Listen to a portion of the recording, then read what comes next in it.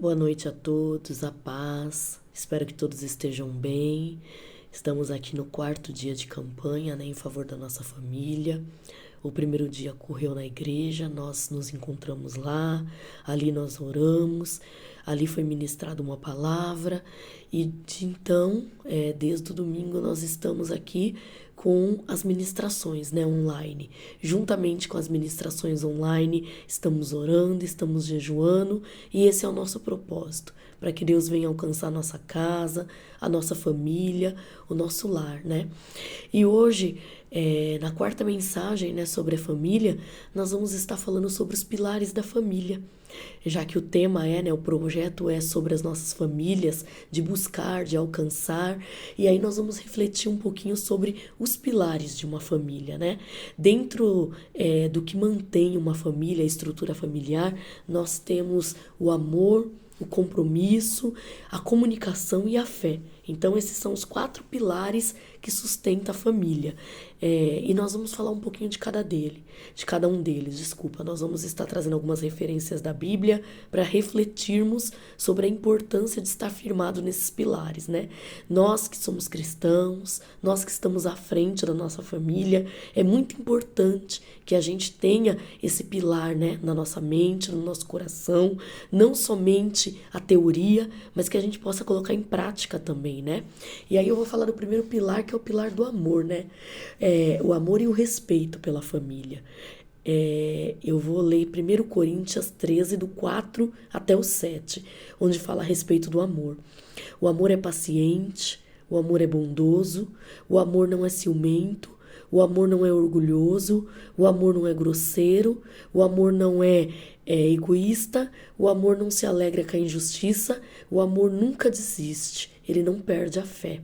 Então, aqui em Coríntios, em 1 Coríntios, a gente acompanha aí falando um pouquinho a respeito do amor, das características do amor. E quando a gente fala sobre família, acredito que o primeiro sentimento que vem, o primeiro pensamento é de amor, é de afeto, porque Deus abençoou as famílias, Deus criou a família. Assim como Jesus, o primeiro milagre dele, ele fez uma festa de casamento, que ele transformou água em vinho. Então, eu acredito que existe uma grande situação que envolva as famílias, uma grande responsabilidade divina. Deus, ele olha para as famílias e ele tem amor, ele se compadece. E não é à toa que nós, quando falamos da nossa família, enchemos o nosso coração de alegria, Então, a base da família, uma das bases da família é o amor. Se não existe amor, a família se destrói, ela se despedaça. E aí nós vamos entender um pouquinho o que é esse amor, A gente fala tanto de amor, de amar o próximo, de amar a minha mãe, amar o meu pai, amar o meu filho, o meu marido, e por aí vai. E o que é esse amor? O amor não é falar, o amor é atitudes. E aí a primeira atitude que a gente vê, que correlaciona, que conversa com amor, é a paciência. E quantas vezes nós estamos dentro da nossa casa perdendo a paciência?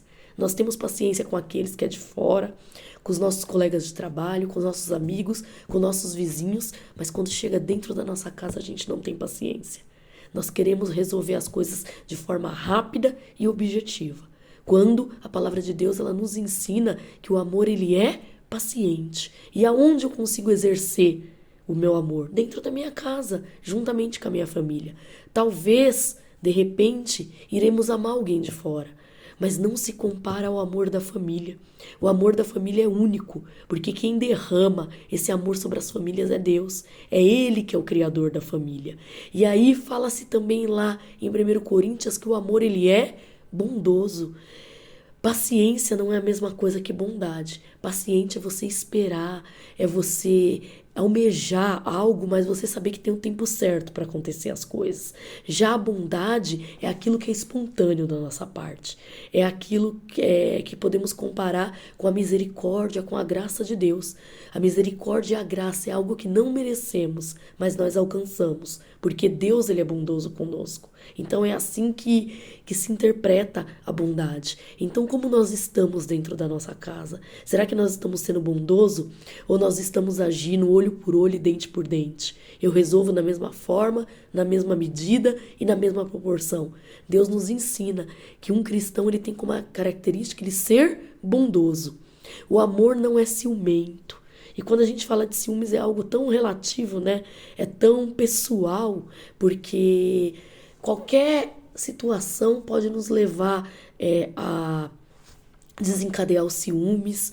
E esses ciúmes que Deus fala aqui na Bíblia é aqueles ciúmes de egocentrismo, de querer somente para nós mesmos, né?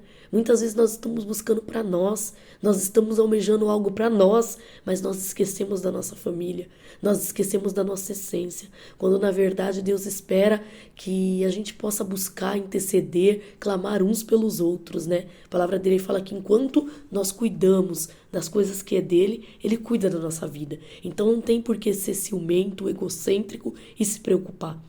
O amor não é grosseiro. E quando a gente fala de grosseria também, existe várias formas, né, de se expressar a grosseria, né? A grosseria é uma tratativa que muitas vezes magoa, fere, que aquele que faz, ele não percebe a dimensão do problema que ele está causando na vida do outro. Às vezes, uma palavra mal colocada, de forma grosseira, acaba com um dia, acaba com a semana, acaba com um mês, da pessoa que ouviu, da pessoa que foi ofendida, e tem pessoas que levam isso pro coração, tem pessoas que estão sofrendo aí, porque em algum momento, há tempos atrás, alguém foi grosseiro com ele, faltou a questão de empatia, de se colocar no lugar, né? O amor não se alegra com a injustiça. Então, nós que somos cristãos, nós temos que ter essa marca. A marca de quê? De não se conformar com aquilo que é errado. Nós não temos que ir e resolver com as nossas próprias mãos, porque nós temos a justiça de Deus ao nosso favor. Nós temos o juiz de todos os juízes ao nosso favor. Mas nós temos que nos policiar, nós temos que vigiar, porque tem determinadas situações que nós estamos ali sendo injustos, sendo injustos dentro da nossa casa, com os nossos familiares, quando na verdade Deus espera que nós estejamos do lado da justiça, que possamos agir com justiça, com verdade. E muitas vezes nos falta verdade, nos falta justiça diante da nossa família. E o amor nunca desiste, ele não perde a fé. E é muito importante, né, a gente falar a respeito disso, né? O amor, ele nunca desiste. E o que é o amor não desistir nunca? É aquele amor que você vai estar sempre buscando, independente da circunstância, independente da estação, independente do lugar, você não perdeu a esperança, você continua com esperança. Então, quando a gente fala de desistir, tem muito a ver com a esperança. Que esperança que eu carrego dentro de mim? Só pode ter esperança aquele que viveu o sobrenatural com Deus. A nossa esperança, a nossa fé está firmada em tudo que a gente vem vivendo da parte de Deus. Nós temos que ter um legado da parte de Deus. Nós temos que colecionar testemunhos para que a gente tenha esperança de dias melhores, esperança no próximo, esperança no meu parente, esperança que ele vai mudar, esperança que ele pode ser transformado assim como um dia eu fui, assim como um dia a minha vida mudou, assim como um dia Deus transformou a minha vida, assim como ele me alcançou. Nós temos que ter essa esperança. Nós temos que almejar, que desejar aquilo que nos alcançou, aquilo que hoje nós somos, o nosso caráter, a nossa postura, a nossa vida cristã, nós temos que almejar para os nossos entes queridos. Então, tem pessoas que apontam o dedo, que falam, esse daí não vai para frente, esse não tem jeito. E cadê a nossa esperança? Cadê a nossa fé? Cadê a nossa perseverança? Então, o primeiro pilar que diz respeito à família é do amor. E aí nós vamos para o segundo pilar, que é o compromisso. E eu serei breve. Compromisso, nós vamos ler um versículo lá em Provérbios 16:13, que fala o seguinte: confia ao Senhor tudo o que faz e seus planos serão bem sucedidos. Nós estamos no meio de um propósito. Nós estamos no meio de uma semana. Começamos o propósito na igreja com 11 famílias participando. E dessas 11 famílias, quem está ainda no propósito? Eu espero em Deus que os 11 permaneçam. Mas nós sabemos que as dificuldades do passar do dia, nos faz desistir.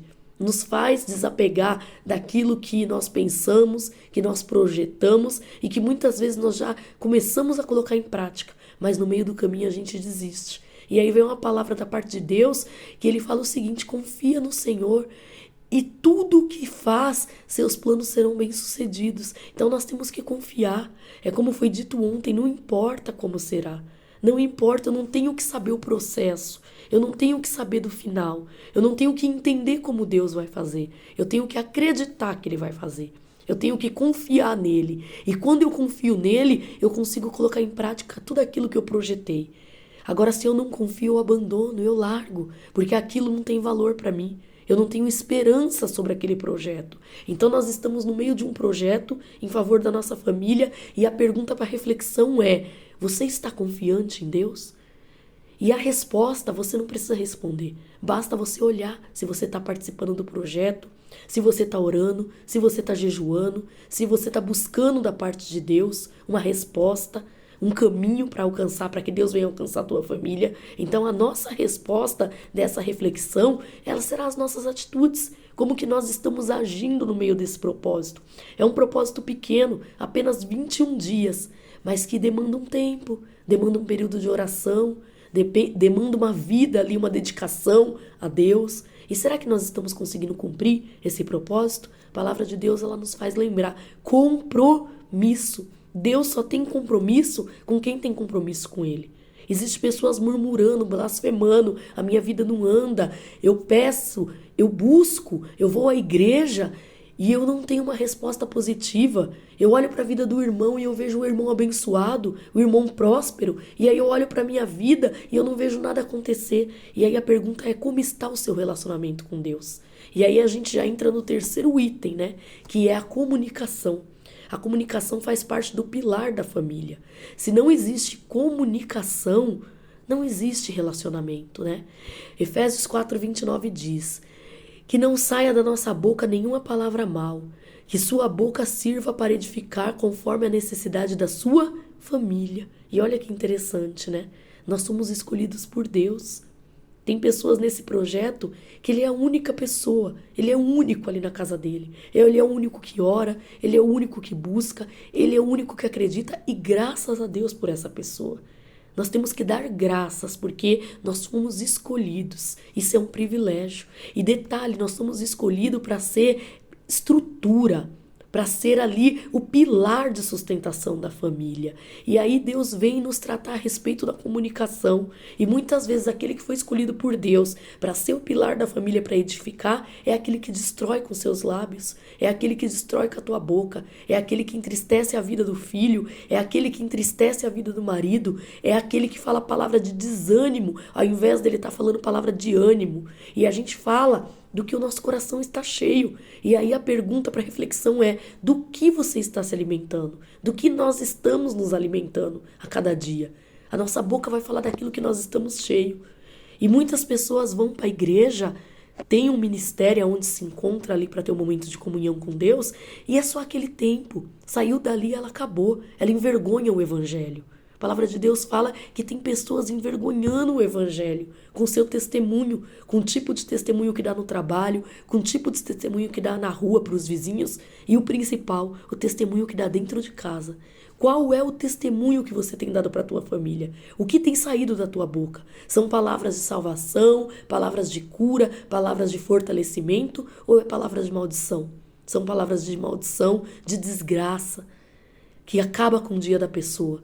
E por fim, nós vamos falar sobre a fé. Falamos sobre o amor, sobre o compromisso, sobre a comunicação e sobre a fé agora.